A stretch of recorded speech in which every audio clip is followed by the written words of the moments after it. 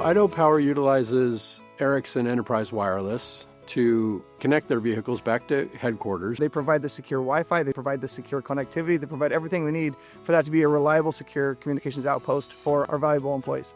We can have a centralized view of the trucks, the data that's being transferred to and from the trucks, the status of the communications to the trucks, and then also, as opposed to having to bring vehicles out of service for work on the modems or to do anything pertaining to the communications mechanisms, we can deploy those remotely as well.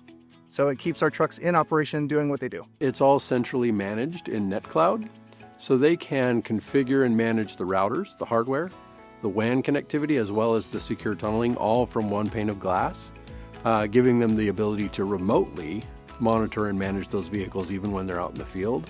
And if one was to have a problem, it phones home and lets us know what's going on. We can remotely diagnose it and look at it. And then additionally, even on a safety perspective, if there's a situation or circumstance and we need to know where our people are, we know exactly where they're at. And if they need to exit an area in an emergency, we were able to do that actually with NetCloud.